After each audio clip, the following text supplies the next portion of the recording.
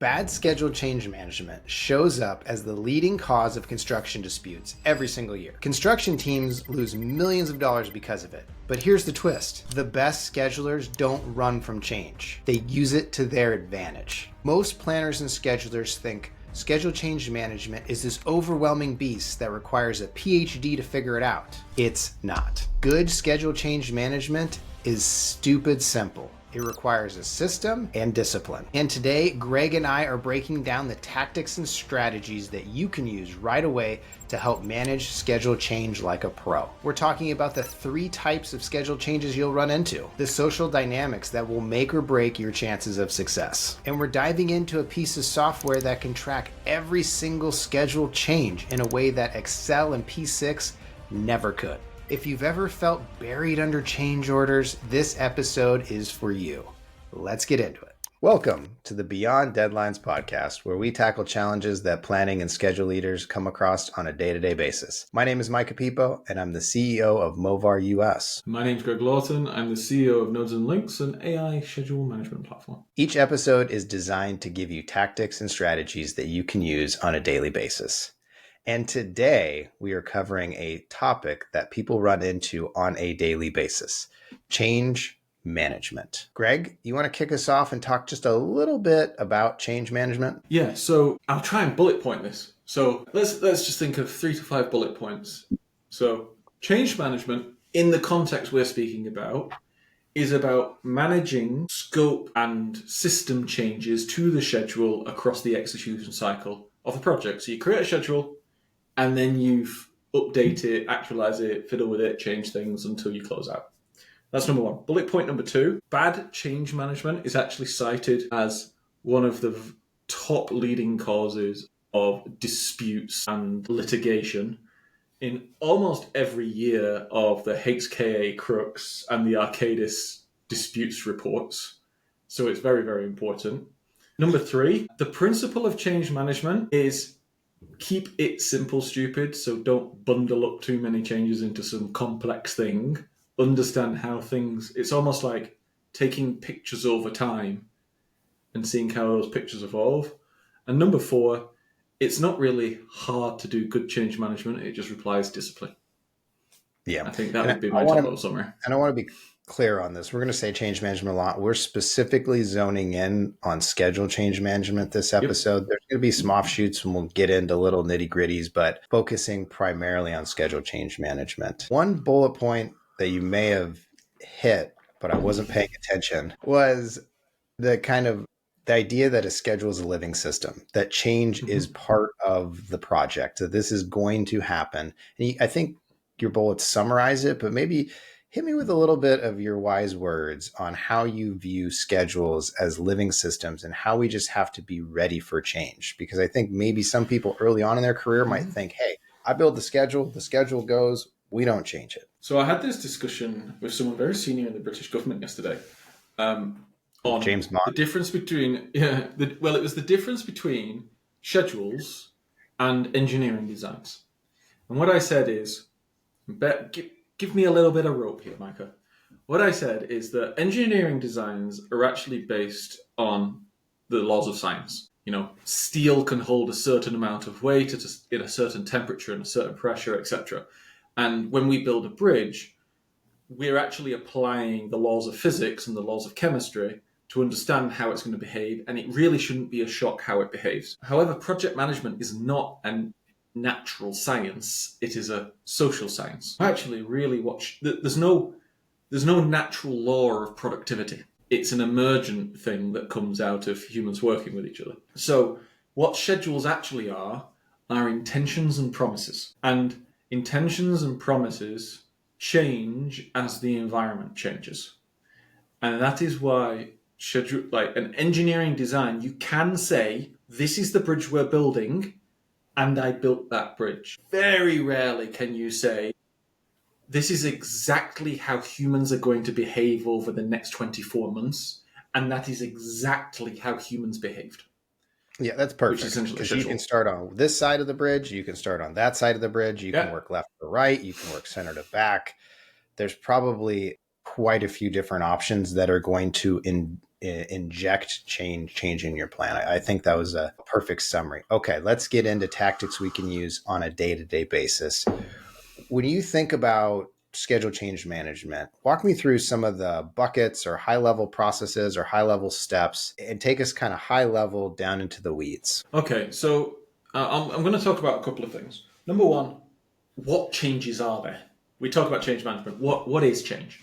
Yeah. And I'll talk about number two, which is a schedule is a social construct. Who's talking to each other in this social construct? There's no such thing as a social construct if it's just you. So you're making promises and etc. And then the third is the impact. I make a lot of promises to myself that I break. Yes, thank you for reminding me of how terrible of a person I am. You're only letting down yourself, Micah. Right. Changes. Okay, so I'm going to bucket these. There are people will crucify me for this, but I'm just going to keep it simple. There are three kinds of changes. There's fundamental scope change. I wanted a ship with a sail. Now I want a ship with an engine and no sail. Dude, you're all about water. You're all about water today. You got bridges, you got ships. I love where we're headed with this. Before you jump into these three, and we're kind of zoning in on the client to contractor relationship here. I mean, that's probably going to cover 90% of change and quite a few of our listeners, but that's kind of the relationship that these changes are falling under. Yes, two kinds of relationships. One is client to contractor, and then one is contractor within itself.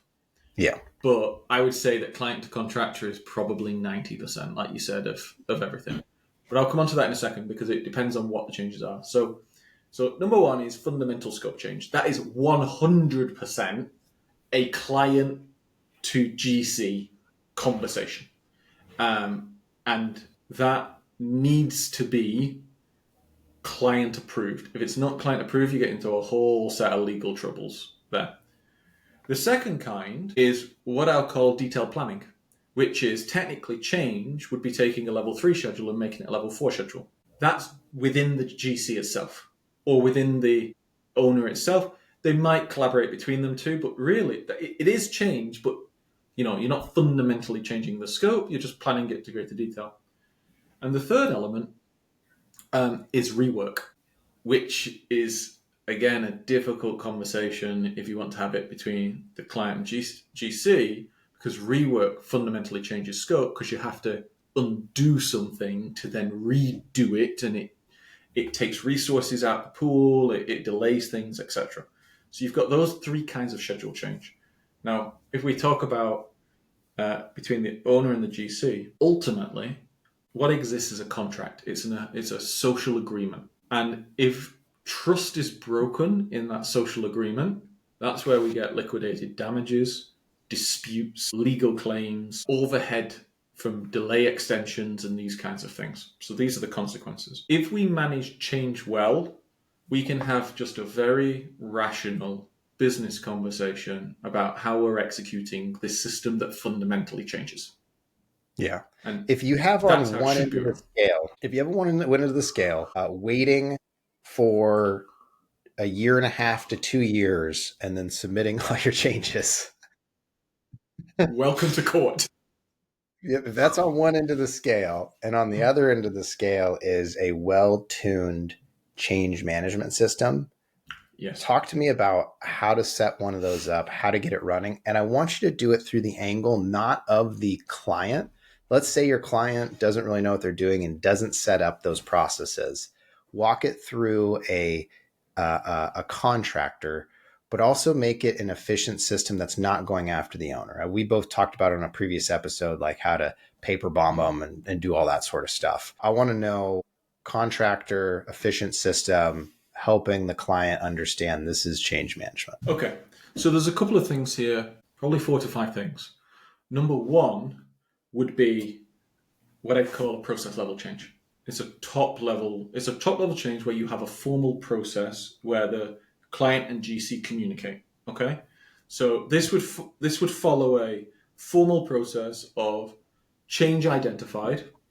And identify something, I don't know, the paint was supposed to be blue and it's red or whatever, it's rework or we physically can't procure this thing so the scope has to change. Then what would happen is that the GC would analyze the impact of that on however the project's set up. If it's a cost plus contract, they'd analyze it just on overall cost impact and maybe some schedule impact, like critical path.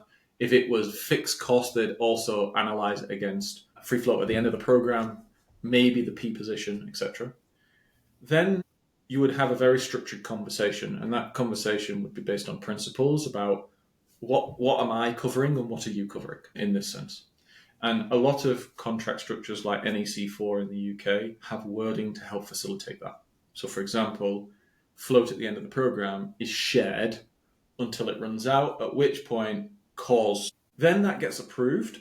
And the key thing here is it must get approved by the owner who's putting it down. Both parties must obviously agree, but fundamentally the owner must say yes because it's a fundamental change of scope. And then what happens is you update the baseline. It becomes a new version. Now, before I go on to the other ones, I'm going to come back to something I said right at the start, which was you shouldn't, if you're being a good schedule executor, you shouldn't package all of the changes into one thing. Because what it essentially means is that you can't pull apart this process. This process should run, and it should be one change, run the process. We've got a new baseline. The next change is then measured against that new baseline. As opposed to, let's take 17 changes, package them, do one big change. You can do that, but it starts to get very, very complex of who's accountable for what. Yeah, completely agreed. So I think there's a couple prerequisites there that I caught. Number one, you have a baseline, an approved baseline. That's going to be a prerequisite to it. It also seems that you need good channels of communication as a prerequisite. And maybe you've talked this through ahead of time.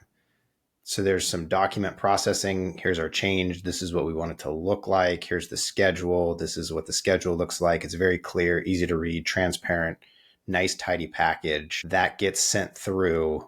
There's some sort of meeting.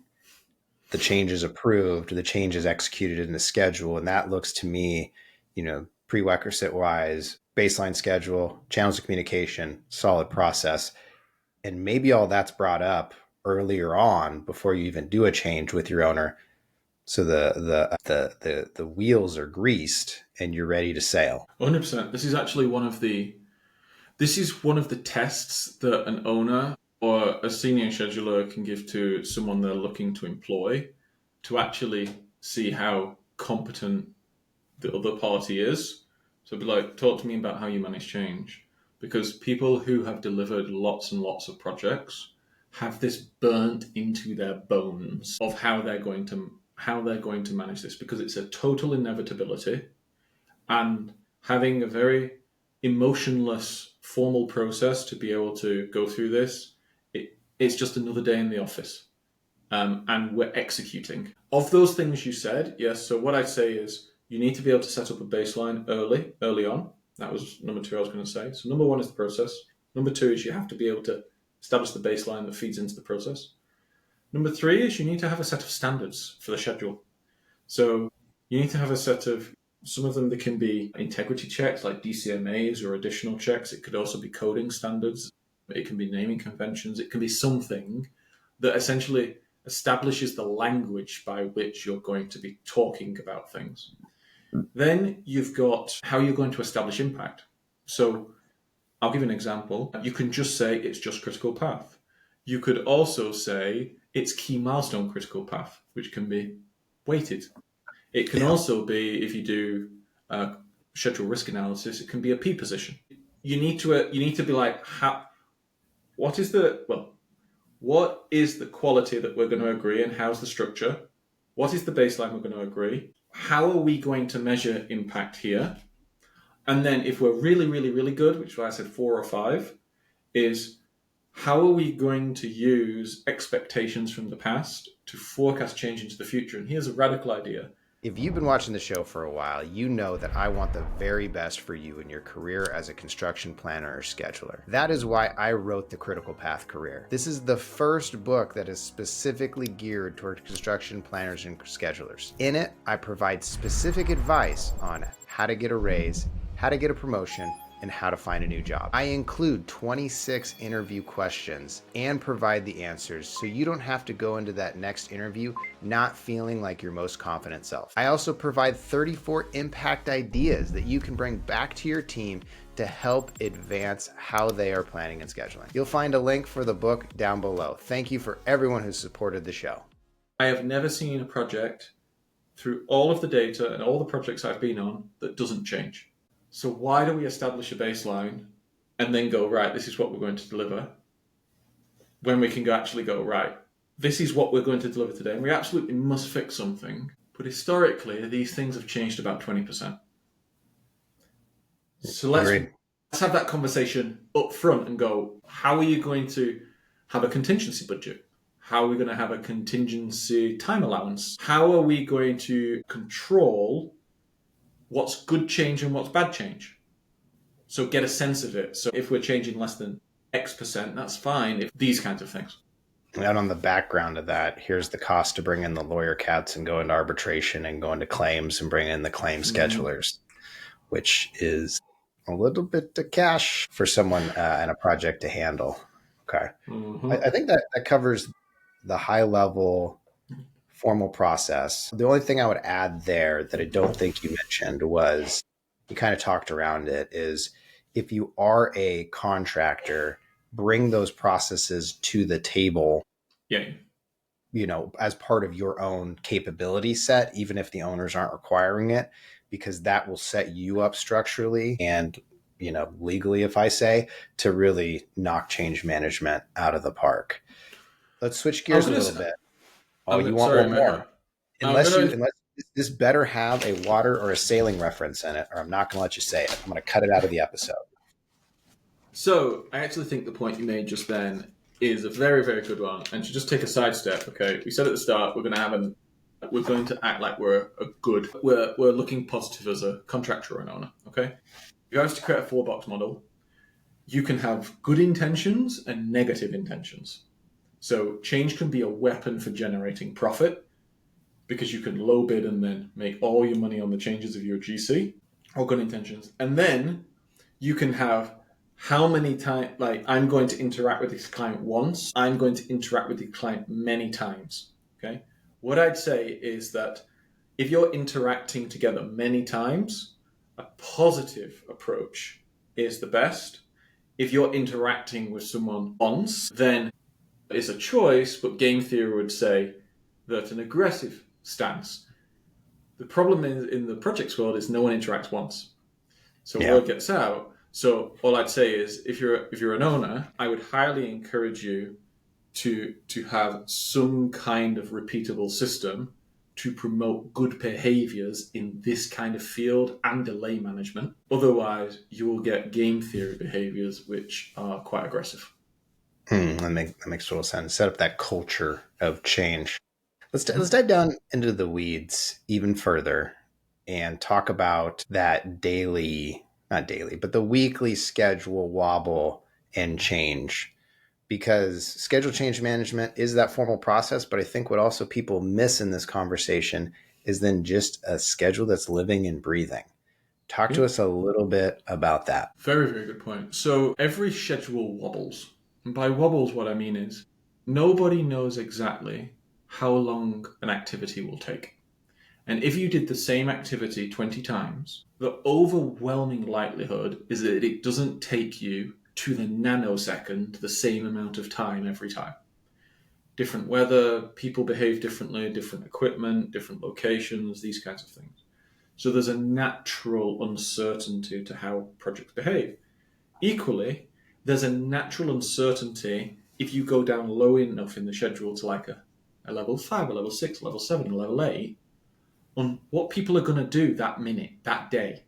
So, you can say, if you plan down to 5 minutes, which you might do if you're doing a nuclear refit or something like this, it's like, okay, well, people have decision-making control on the ground, and they can go, do you know what, I'm not going to do that for the next 5 minutes, I'm going to do that because of reasons, etc. So at some level, all waterfall projects become agile, normally in the individual on-site work package moment. Now, it's just an inevitability that this wobble. Now, what does that what does that wobble do? So let's just say that scope isn't changing. So it's not, of the three that I said, we're not planning. There's an element of planning down to. We're not planning down to a deeper level. We're not changing the fundamental scope, and we're not undergoing rework. Okay, it's just wobble. Well, what does that do? It actually changes the end date. It changes how long things take. So there's going to be a natural wobble in how long things take that needs to be managed through expectations. Now, there's two ways that people normally do to manage this. Number one, they add a lot of float to a deterministic critical path and just eat the thing up. Or number two, they run Monte Carlo simulations to understand how how things are slipping and what is a probabilistic date. That, which is just the thing wobbles that's living, is different than you're ripping its arm off and then putting on a tentacle and actually changing what the animal is. I like that. You did a nautical squid reference there. We're sticking on the water theme. I've been going nautical. I'm trying. I don't know how he did it. Well, I like that. I like where you're headed. Is there any strategies that, or software capabilities for schedulers to see change week to week? I just remember when I was a project scheduler, I was updating my PM's work. I would go through, I'd update it in P6. It's a pretty laborious effort, but you can save a copy as a baseline of the schedule. Mm-hmm. You apply that baseline. You can put your start finish variances, but that's not going to catch name changes. That's not going to catch you can catch duration changes on the variances, but it's a lot, and it's a lot of columns to go through. What are some of those tactics that help people manage that week-to-week progress update wobble? So really what people need is a governance system, an assurance system, a changelog system, whatever you want to call it. People have their own versions. We've built our own too. So some principles that I believe are important, and then I can actually show you some things. So number one is you have to have audit logs. You need to know when things were uploaded. You need to know what data sets you're looking at, because you need to know that you're comparing apples and apples across time. Number two is you need to be incredibly precise. We're talking here about, we're looking for added and removed activities, changed relationships, and then changed information structures. So the calendars and things like that sit behind it. And we're looking at how those have evolved and changed across time. And we're looking about how they impact whatever we decide to impact. So it's really those areas. As just by means of an example, here's how we do it internally. So we've got this module called change control, which essentially enables us to instantaneously and automatically analyze every single change that exists in a project. I've got my master KPIs here where I can see added, removed, dates, duration, relationships, and right now I'm comparing on this version between a second and a third upload. If I go into changes, I can see on the Gantt view or on a change log exactly what's been added, removed, where dates have changed, so start, finish dates, etc.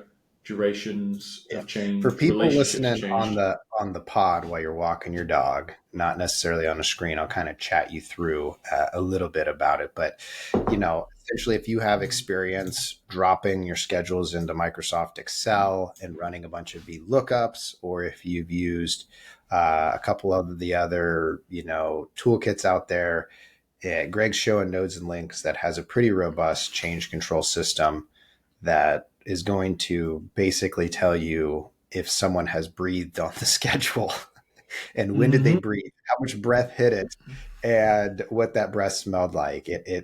Go back to the dashboard for a second. We kind of flew past that because that's a big one. I think this would work well with contractors or clients, because like I was saying before, if I was going to manage change with a client and I'm a contractor, having a quick summary that I could send. And now this dashboard obviously is set up to look, so there's a lot of change and to make it look spicy. But if I was using this dashboard and I was a contractor, I could quickly snap this into a report, and hopefully this would be green and say 0.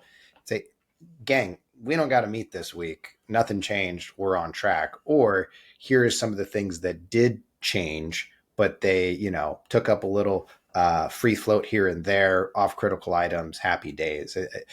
This to me is a great summary of what's happening. Could be used on client and owner side, for whichever. Mm-hmm. Well, let me ask you a question there. And it's obviously a throwing up in the air question, which is, would it be of value to you if key milestones have changed to see exactly what caused them to change? Yeah, absolutely. I mean, that is an hours of process bumbling around in P6. So this is where we've got this element called delay navigator. So here I can see that the critical path has actually increased by 2 months and 18 days. So what I can do is go into my delay navigator, and I can actually go and find the critical path, and I can actually see every single reason why this has slipped since the second version. So I can see that the top is relationship changes, and I'll change this to days. So there's been one activity called install new gates, which added 90 days of delay because of a relationship change. I've got the next activity that added 26 days because of it was an added activity. It didn't exist in the previous schedule, etc. So I can start looking at these. I can then graph all of these out and rank them by OBS to see who actually owns them and see all of the paths that lead to and from all of these different activities, like this. And then crucially, I can see all of the changes between schedules. So I've got 3 schedules here. I can see this install new art gate had 89 days of delay between the first and second update, and then an additional 119 days of delay between the second and third to lead to 208 days of delay. One is super powerful because to open up that many Primavera P6 files, and I know you're showing 3 here, but I'm guessing it goes on. All right, it goes quite on to a lot. Yeah. 7,000, infinite. Yeah, I don't know who's going to, let's try and break it. But that one is an extremely powerful feature to be able to pull that many schedule files and see that sort of information. To do that in Primavera P6 or to build some sort of crazy custom Excel macro, very, very challenging. And when I bring up Excel, here's the other thing you're going to bumble into. That is then a stagnant sheet, which you have to then share around your company. And it just doesn't make any sense. You're going to run into sharing issues where the data is not going to be live or someone's going to break the spreadsheet. There's just so many issues you're going to run into off of running something off of Excel. Yeah, if you're in a smaller project program, totally get it. But as you start to get up in dollar size and program size, it simply does not make sense to me to run something like this off of Excel or to try and bumble through it in Power BI. I mean, you're not going to get visually. I've worked with some of the best Power BIers out there in the world, and they are very talented, but you're just not going to get that level of sophistication to me in Power BI. Great entry-level options, great to get the juices flowing, great to get it built up, but you're going to get to a point whether you want to play in the big leagues, get the big toy, and that's what we're being shown right here, and it's really going to elevate your change management game. Well, do you know what, Mike? I'm actually going to throw a grenade into the conversation right now, which is we've actually just released a whole backbone of APIs for Power BI, so you can actually pull all of the complex change and delay analysis data through if you've got a good enough developer team. But obviously, a smaller set of projects aren't going to have the budget for developer teams. But if you're talking about 100, 200, 500 billion of capital expenditure, it's quite common for them to have these kinds of things. Yeah, the final thing that was much of a grenade. I felt like that was, you rolled the grenade out there, it didn't go off. We all looked at it and we walked away like that was kind of weird. Why did Greg? But I think no, I think owning your own data is a whole nother episode we can get into. So okay, I think we crushed the detailed tactical change aspect of it. We're getting long on time here. People are finishing walking their dog. They're just walking up and down their street now, waiting for this episode to end so they can go inside. To close out, maybe we just talk a little bit about the tie between change management and predictability. Where do you see Are those mutually exclusive? Do they have some sort of relationship to it? Where do you see predictability and change management partying together? So I actually got an equation I wrote down for another book, but it's actually a predictability equation. And predictability is proportional to integrity. So is the data correct in some way? Producted with change, so how well you're controlling change, with risk, which is all of the uncertainty and variability. Any really seasoned scheduler will know, yes, that's exactly what leads to enhanced predictability. And to the point where most of the tier one consultancy agencies, the Deloitte, the Accentures, the McKinseys, the Turner and Townsends, they all have project assurance teams that come in and implement data integrity, change management, and risk control processes for the goal of doing predictability. So the key thing here is that what I'd say is, yeah, they're super strongly tied. You won't get to 100% predictability if you don't also do the other stuff. A way to significantly level up the organization's ability to be predictable in its outcomes is to have very strong change management processes. That's just a minimum. If you're getting into the $1 billion project game, I expect that before I walk in the door. I don't expect to have to explain it to anyone. Yeah, you shouldn't. I mean, it's $1 billion. All right, folks. Thanks for listening on the change management episode this week. If you're interested in some of the stuff we showed on Nodes and Links, I'll include a link below, but you can also just search Nodes and Links. Pretty easy to find. Very interesting stuff. If you have any recommendations for future episodes, any comments, any topics you want us to cover, feel free to drop it into the chat. As we told you a while back, we're kind of starting to shift and get a little bit more instructional. We kind of want to dive through these topics, really show some hands-on stuff and some tactics that you can use on a day-to-day basis. From us at Beyond Deadlines, though, have a great week.